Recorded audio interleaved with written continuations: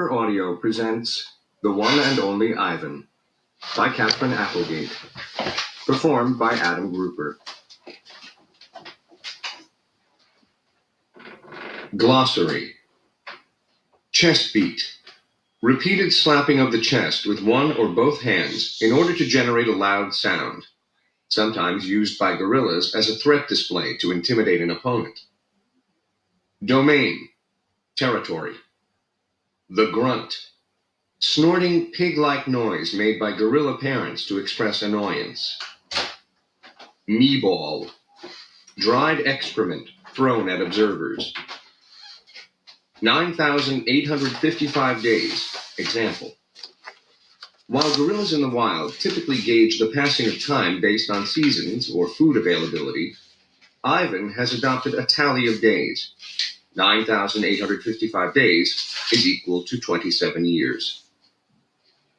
Not tag. Stuffed toy gorilla. Silverback. Also, less frequently, gray boss. An adult male over 12 years old with an area of silver hair on his back. The silverback is a figure of authority, responsible for protecting his family. Slimy chimp. Slang, offensive. A human refers to sweat on hairless skin. Vining. Casual play, a reference to vine swinging. Hello. I am Ivan. I am a gorilla. It's not as easy as it looks. Names. People call me the freeway gorilla, the ape at exit 8, the one and only Ivan, mighty silverback. The names are mine, but they're not me. I am Ivan, just Ivan, only Ivan. Humans waste words. They toss them like banana peels and leave them to rot. Everyone knows the peels are the best part. I suppose you think gorillas can't understand you. Of course, you also probably think we can't walk upright. Try knuckle walking for an hour. You tell me, which way is more fun? Patience. I've learned to understand human words over the years, but understanding human speech is not the same as understanding humans. Humans speak too much. They chatter like chimps, crowding the world with their noise, even when they have nothing to say. It took me some time to recognize all those human sounds, to weave words into things, but I was patient. Patient is a useful way to be when you're an ape. Gorillas are as patient as stones. Humans, not so much. How I look. I used to be a wild gorilla, and I still look the part. I have a gorilla's shy gaze, a gorilla's sly smile. I wear a snowy saddle of fur, the uniform of a silverback. When the sun warms my back, I cast a gorilla's majestic shadow. In my size, humans see a test of themselves. They hear fighting words on the wind, when all I'm thinking is how the late-day sun reminds me of a ripe nectarine. I'm mightier than any human, 400 pounds of pure power.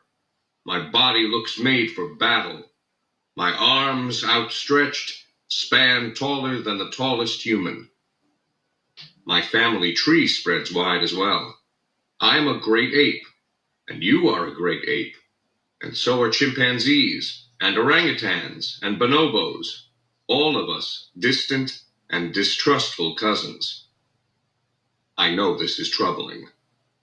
I too find it hard to believe there is a connection across time and space, linking me to a race of ill-mannered clowns. Chimps.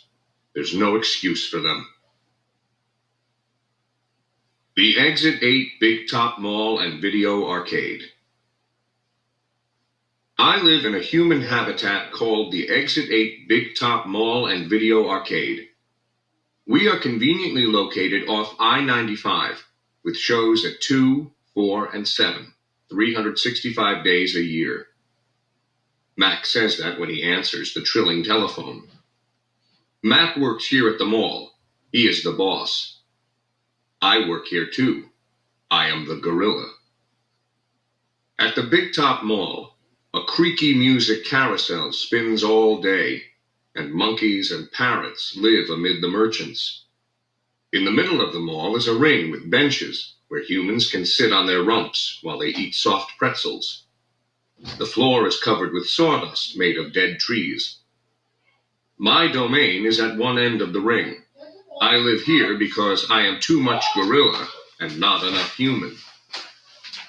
Stella's domain is next to mine. Stella is an elephant. She and Bob, who is a dog, are my dearest friends. At present, I do not have any gorilla friends. My domain is made of thick glass and rusty metal and rough cement. Stella's domain is made of metal bars. The sun bear's domain is wood. The parrot's is wire mesh. 3 of my walls are glass. One of them is cracked, and a small piece, about the size of my hand, is missing from its bottom corner.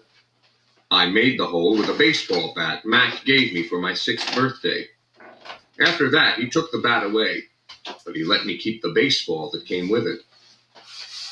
A jungle scene is painted on one of my domain walls. It has a waterfall without water, and flowers without scent, and trees without roots. I didn't paint it, but I enjoy the way the shapes flow across my wall, even if it isn't much of a jungle. I am lucky my domain has 3 windowed walls. I can see the whole mall, and a bit of the world beyond. The frantic pinball machines, the pink billows of cotton candy, the vast and treeless parking lot. Beyond the lot is a freeway where cars stampede without end. A giant sign at its edge beckons them to stop and rest, like gazelles at a watering hole. The sign is faded, the colors bleeding, but I know what it says. Mac read its words aloud one day. Come to the Exit 8 Big Top Mall and Video Arcade, home of the one and only Ivan, mighty Silverback. Sadly, I cannot read, although I wish I could. Reading stories would make a fine way to fill my empty hours. Once, however, I was able to enjoy a book left in my domain by one of my keepers. It tasted like termite. The freeway billboard has a drawing of Mac in his clown clothes, and Stella on her hind legs, and an angry animal with fierce eyes and unkempt hair. That animal is supposed to be me, but the artist made a mistake. I am never angry.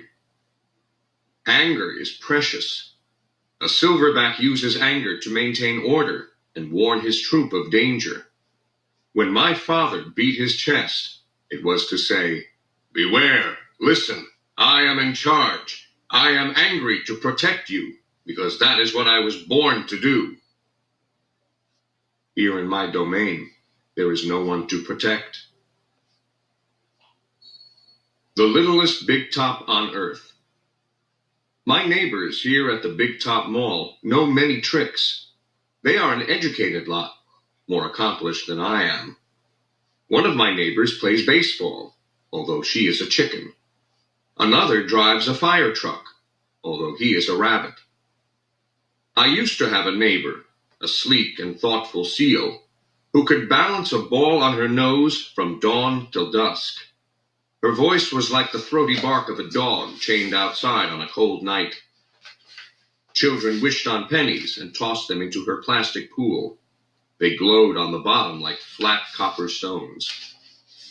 The seal was hungry one day, or bored perhaps, so she ate 100 pennies. Mac said she'd be fine. He was mistaken. Mac calls our show the littlest Big Top on earth.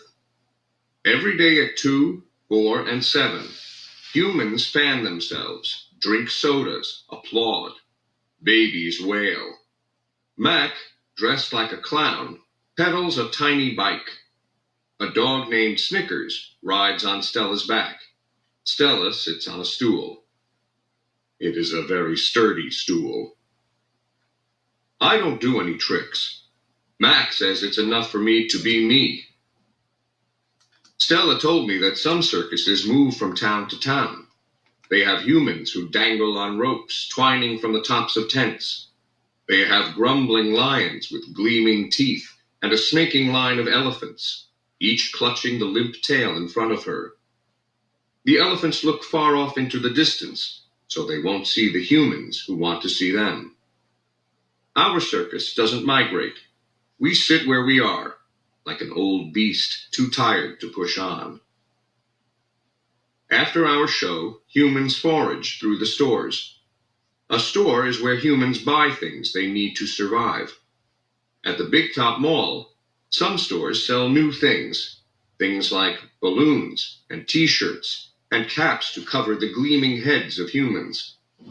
Some stores sell old things, things that smell dusty and damp and long forgotten. All day I watch humans scurry from store to store. They pass their green paper, dry as old leaves, and smelling of 1,000 hands, back and forth and back again. They hunt frantically, stalking, pushing, grumbling. Then they leave, clutching bags filled with things, bright things, soft things, big things. But no matter how full the bags, they always come back for more. Humans are clever indeed. They spin pink clouds you can eat. They build domains with flat waterfalls. But they are lousy hunters. Gone. Some animals live privately unwatched, but that is not my life. My life is flashing lights and pointing fingers and uninvited visitors. Inches away, humans flatten their little hands against the wall of glass that separates us. The glass says, "You are this, and we are that," and that is how it will always be. Humans leave their fingerprints behind, sticky with candy, slick with sweat. Each night a weary man comes to wipe them away. Sometimes I press my nose against the glass. My nose print, like your fingerprint, is the first and last and only one. The man wipes the glass, and then I am gone. Artists. Here in my domain, I do not have much to do. You can only throw so many me-balls at humans before you get bored. A me-ball is made by rolling up dung until it's the size of a small apple, then letting it dry. I always keep a few on hand. For some reason, my visitors never seem to carry any. In my domain, I have a tire swing, a baseball, a tiny plastic pool filled with dirty water, and even an old TV. I have a stuffed toy gorilla, too. Julia, the daughter of the weary man who cleans the mall each night, gave it to me. The gorilla has empty eyes and floppy limbs, but I sleep with it every night. I call it Not Tag. Tag was my twin sister's name. Julia is 10 years old. She has hair like black glass and a wide half-moon smile. She and I have a lot in common. We are both great apes, and we are both artists. It was Julia who gave me my first crayon, a stubby blue one, slipped through the broken spot in my glass along with a folded piece of paper. I knew what to do with it. I'd watched Julia draw. When I dragged the crayon across the paper, it left a trail in its wake, like a slithering blue snake. Julia's drawings are wild with color and movement. She draws things that aren't real, clouds that smile and cars that swim. She draws until her crayons break and her paper rips. Her pictures are like pieces of a dream. I can't draw dreamy pictures. I never remember my dreams, although I sometimes awaken with my fists clenched, and my heart hammering. My drawings seem pale and timid next to Julia's. She draws the ideas in her head. I draw the things in my cage. Simple items that fill my days. An apple core, a banana peel, a candy wrapper. I often eat my subjects before I draw them. But even though I draw the same things over and over again, I never get bored with my art. When I'm drawing, that's all I think about. I don't think about where I am, about yesterday or tomorrow. I just move my crayons across the paper. Humans don't always seem to recognize what I've drawn. They squint, cock their heads, murmur. I'll draw a banana, a perfectly lovely banana, and they'll say, "It's a yellow airplane," or "It's a duck without wings." That's all right. I'm not drawing for them. I'm drawing for me.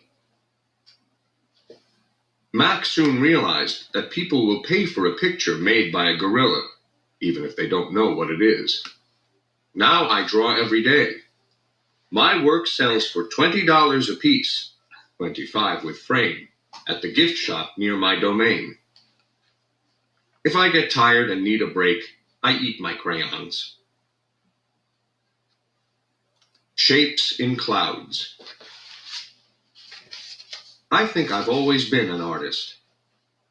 Even as a baby, still clinging to my mother, I had an artist's eye. I saw shapes in the clouds and sculptures in the tumbled stones at the bottom of a stream. I grabbed at colors, the crimson flower just out of reach, the ebony bird streaking past. I don't remember much about my early life, but I do remember this. Whenever I got the chance, I would dip my fingers into cool mud and use my mother's back for a canvas. She was a patient soul, my mother. Imagination.